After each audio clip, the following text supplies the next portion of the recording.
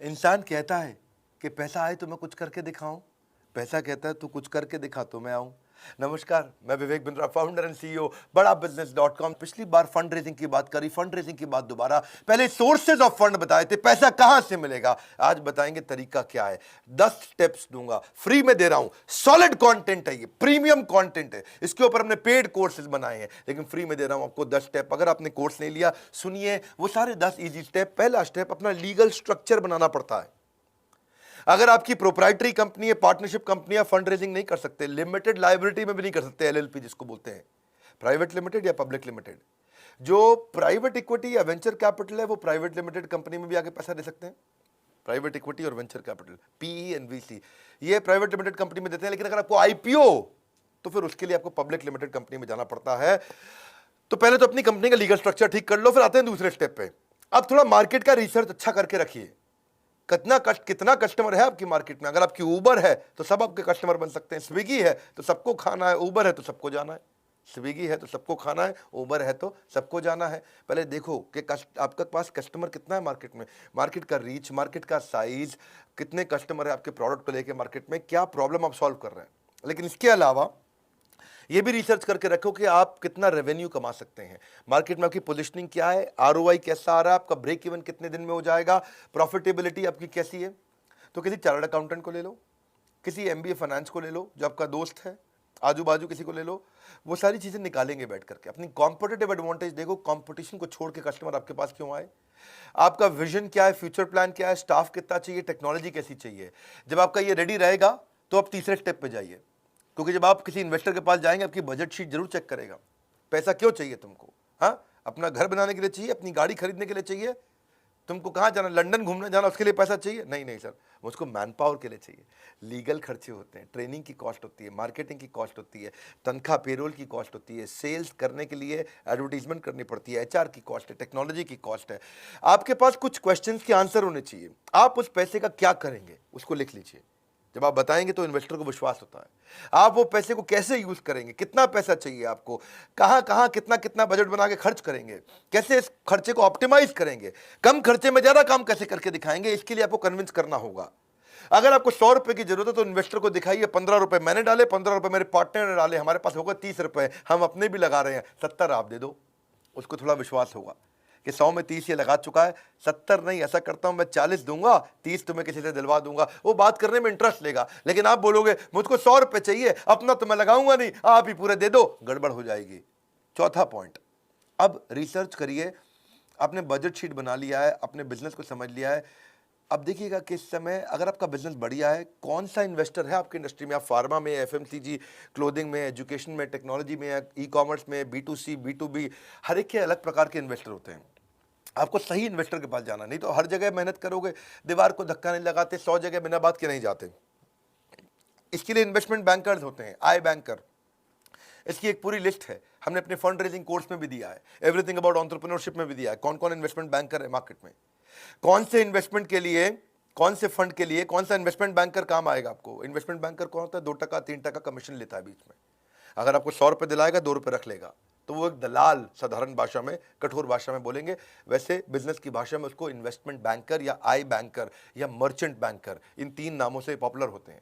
Sequoia capital के आपको fintech में पैसा लगाता है आजकल, RPG venture, FMCG, health wellness में लगाता है। आपका बिजनेस कौन सा है ये देखो। आप ई कॉमर्स में जा रहे हो तो एसएल पार्टनर अच्छा कर रहा है, कंज्यूमर बिजनेस सर्विसेज में जा रहे हो नेक्सस वेंचर कर रहा है। इसकी पूरी लिस्ट हमने बनाई है। पूरी लिस्ट यहाँ यूट्यूब वीडियो बनाना मुश्किल होता है। अगर आप सीरियस कस्टमर हैं, बायर हैं, आपको वास्तव में आपको चाहिए कि भाई मुझे कोई पैसा मिल जाए, पैसा मिलना मुश्किल नहीं है, कुछ बेसिक चीज़ें चाहिए। आप ये 3 घंटे का कोर्स पूरा अटेंड करिए, या कुछ वीडियोस की सीरीज, ये कोर्सेज हैं, एवरीथिंग अबाउट एंटरप्रेन्योरशिप के साथ अभी ये फ्री में मिल भी रहा है कोर्स, आप ले सकते हो उसको। इन्वेस्टर ढूंढते ढूंढते अगर हो गए परेशान तो फंड रेजिंग कोर्स को ज्वाइन करो। 400 इन्वेस्टर की लिस्ट आपकी ज़िंदगी बना देगी आसान। मत हो परेशान, ज़िंदगी बनेगी आसान। इसके बाद 5वां पॉइंट, पिच डेक तैयार करो।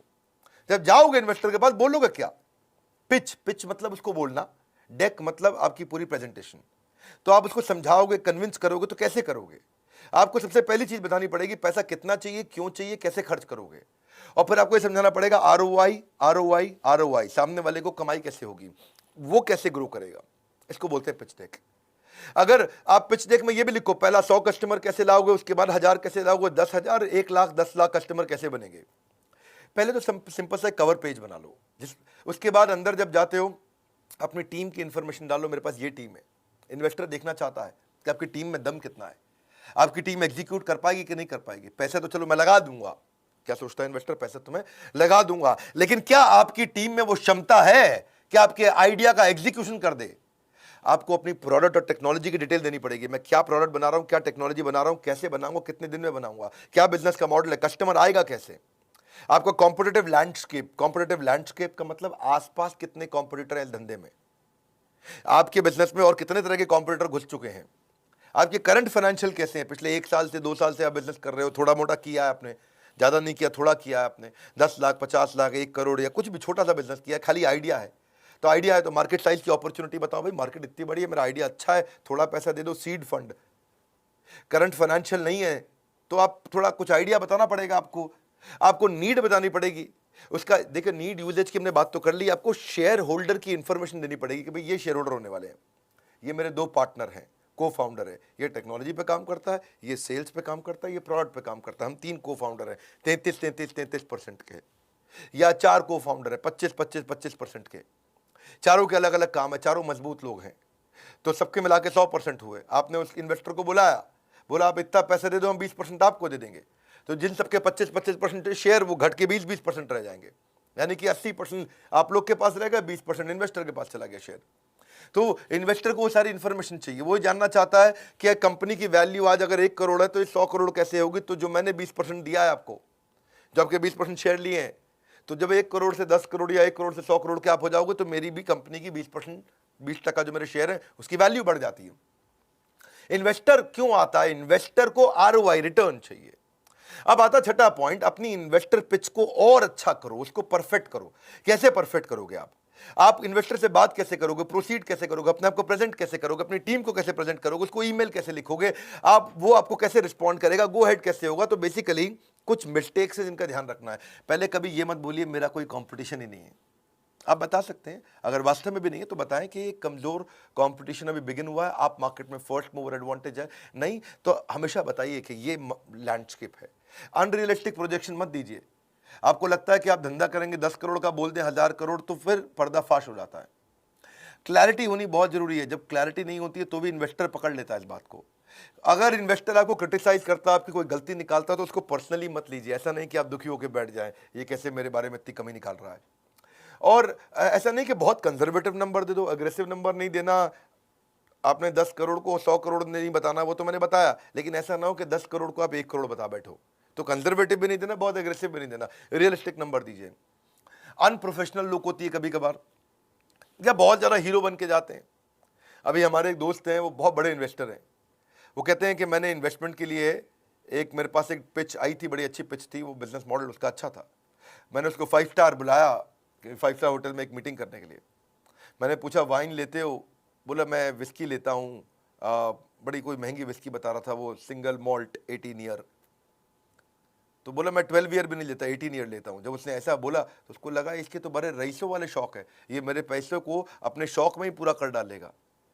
और फिर बोला कि मैं एक दूसरे लड़के से मिला जिसको मुझे फंड देना था, और वो बेचारा 700 किलोमीटर तक बस में बैठ के आया, सारी रात बस में था वो, और सुबह मेरे पास आया, दिन भर वो मेरे साथ रहा। मैंने बोला थके नहीं आप, बोला बस में नींद पूरी कर लेंगे, दिन भर काम करेंगे। बोला ये बड़ा मेहनती था, उसे विश्वास हो गया। बड़ा इंपॉर्टेंट है कि जब आप इन्वेस्टर से मिल रहे हो तो कैसे मिल रहे हो, क्या बात कर रहे हो, प्रोफेशनल रहिए, कीप इट सिंपल, स्टोरी बताइए कंपनी की स्टोरी क्या है, और आपके इन्वेस्टर को उसका एग्जिट कैसे मिलेगा, वो कमा के बाहर कैसे निकलेगा, उसकी स्ट्रैटेजी तैयार रखना। फंड रेजिंग कोर्स को लेकर अगर आप बन गए बुद्धिमान तो इन्वेस्टर पिचिंग में कभी नहीं बचेगा कोई व्यवधान। बुद्धिमान व्यवधान ठीक लग रहा है, क्योंकि कोर्स में देने जा रहे हैं आपको वो ज्ञान जो फंड रेजिंग प्रोसेस को कर देगा बहुत आसान। 7वां पॉइंट अब आता है रोका। शादी से पहले रोका होता है ना, शादी से पहले थोड़ा सा रोका देते हैं, लड़का लड़की फिक्स हो जाता है, हाँ जी रोका सेरेमनी होता है, तो उसमें डिसाइड कर लेते हैं। तो ऐसे ही फंड रेजिंग का रोका क्या होता है, फंड रेजिंग के रोका में डिसाइड करते हैं कि कितना पैसा मैं लगा सकता हूँ, कब तक दूंगा मैं, निवेशक कितने शेयर ले लेगा आपसे, जो भी इन्वेस्टर आ रहा है उसे कितना % शेयर चाहिए, दोनों पार्टियों के अधिकार क्या होंगे, तो जो इन्वेस्टर इन्वेस्टी दोनों के बीच में क्या अधिकार होंगे, तो वो सब चीज़ें तय हो जाती हैं। और उसके बाद आता है 8वां स्टेप। अब इन्वेस्टर डिटेल में ड्यू डिलिजेंस करता है। ड्यू डिलिजेंस का मतलब आपकी जांच पड़ताल करता है। आपने जो जो क्लेम किए, मैं ऐसा कर दूंगा, आप तक ऐसा किया, वो सारे वो वेरीफाई करेगा। इसको बोलते हैं, इस इंडस्ट्री में बोला जाता है ट्रस्ट बट वेरीफाई। क्या मतलब है? वो आपकी सारी बातें विश्वास करेगा लेकिन वेरीफाई भी करेगा। आप बोलोगे मैं आज 10 करोड़ रुपए का काम कर रहा हूं, तो आप पे विश्वास करेगा लेकिन वेरीफाई भी करेगा। ऐसा नहीं बोलेगा मैं नहीं मानता तुम कर रहे होगे, वो विश्वास करेगा, बहुत अच्छी बात है, 10 करोड़ दैट्स वेरी गुड, लेकिन बाद में आके आपके पेपर चेक करेगा, वेरीफाई करेगा। ट्रस्ट बट वेरीफाई, इसके लिए किया जाता है ड्यू डिलिजेंस, तो जांच पड़ताल साधारण भाषा में। वो आके आपके बिजनेस के प्रोसेस को समझेगा, आपके बिजनेस के मॉडल को इवैल्यूएट करेगा, आपके साथ में बाइंडिंग अग्रीमेंट डिसाइड करेगा, आपके फाइनेंस को चेक करेगा, आपकी बैलेंस शीट देखेगा, आपका प्रॉफिट एंड लॉस स्टेटमेंट देखेगा, कैश फ्लो स्टेटमेंट देखेगा, कंपनी में कहीं कोई कर्जा तो नहीं चल रहा, पहले से कोई लोन तो नहीं चल रहा, आज रेवेन्यू कैसे है, पिछले 3 साल में कितने बड़े, उसको बोलते हैं CAGR, compounded annual growth rate. भाई 3 साल पहले आप 1 करोड़ पे थे, पिछले साल आप 10 करोड़ पे थे, इस साल आप 30 करोड़ पे जा रहे हो, तो उसको लगेगा अरे ग्रो कर रही है, लगातार ग्रो कर रही है, तो उससे उसको विश्वास आ जाएगा। इसको बोलते हैं ड्यू डिलिजेंस, जांच पड़ताल। पिछले साल की ग्रोथ की रेशियोज आके निकालेगा आपके साथ, आपके मार्जिन चेक करेगा कि फाइनली बचता कितना है। ऐसा तो नहीं कच्चे पक्के का धंधा कर रहा है, पैसा निकाल के कच्चा जेब में रख लेता है, कैश का काम कर रहा है। आपकी इन्वेंट्री घूमती कितनी जल्दी है, कौन सी इन्वेंट्री वेस्ट हो जाती है, डेट टू इक्विटी रेशियो कितना है, कर्जे का बहुत ज़्यादा भार तो नहीं है, करंट रेशियोज कैसी हैं, कई रेशियोज होती हैं। तो आप अपने फाइनेंशियल्स को किसी चार्टर्ड अकाउंटेंट के साथ ठीक कर लीजिएगा ड्यू डिलिजेंस से पहले।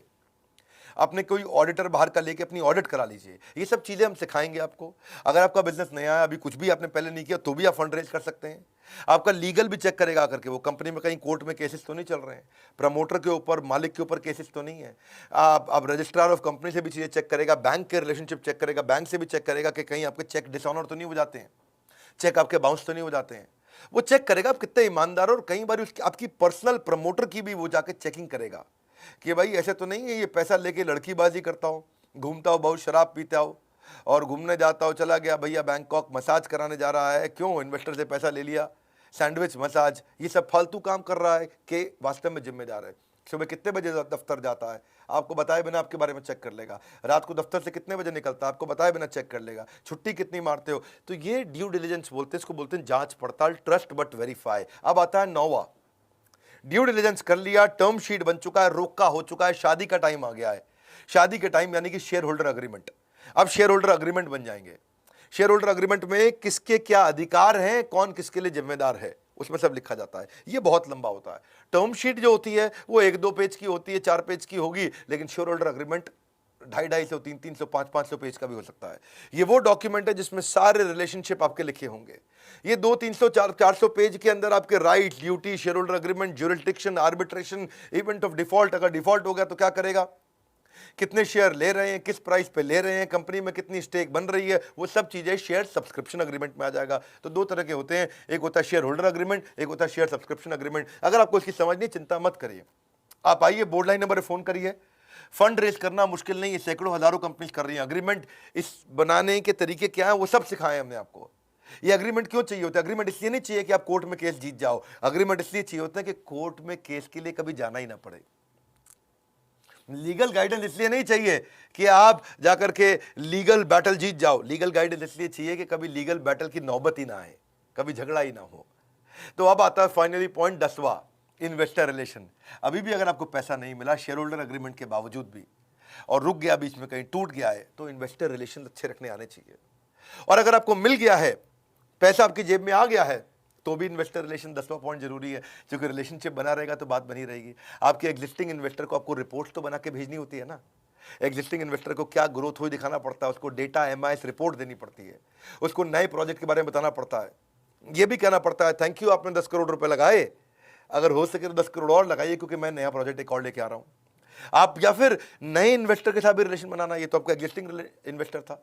ये थोड़ी आप एक इन्वेस्टर से आप रुक जाएंगे। आपको चाहिए 4 इन्वेस्टर और, क्योंकि आपको और पैसा चाहिए, तो आप कंपनी के बारे में अचीवमेंट्स, अपनी न्यूज़, अपनी रिलेशनशिप बना के रखोगे नए इन्वेस्टर के साथ में। और जब ये सारी चीज़ें हो जाती हैं तो आपके पास जब काफ़ी इन्वेस्टर आते हैं तो बाकी इन्वेस्टर अपने आप आते हैं। पैसा ही पैसे को खींच के लाता है, इन्वेस्टर ही दूसरे इन्वेस्टर को खींच के लाता है। ये बहुत लंबी स्टोरी है, मैंने शॉर्ट में बताया आपको, 10 पॉइंट बताए फंड रेजिंग के स्टेप्स क्या होते हैं। हमने इसके ऊपर डिटेल्ड कोर्स बनाया हुआ, बहुत डिटेल के अंदर है। ये जो स्टार्टअप है, स्टार्टअप कर रहा है, करने वाला है, करना चाहता है, आइडिया है, शुरू कर चुका है, एग्जीक्यूट कर चुका है, सोलोप्रेन्योर है, वो एंटरप्रेन्योर है, उनको ये वीडियो शेयर करिए, क्योंकि ये बड़े काम आते हैं। ये छोटे छोटे पॉइंट्स बहुत काम आते हैं। मेरे चैनल पे आने का फायदा ये है, हमेशा बिजनेस के ऊपर खालिस ज्ञान मिलता है कि मैं केवल हवाई बात करना कभी पसंद नहीं करता। स्टेप्स में बताता हूँ, पॉइंटर्स में बताता हूँ।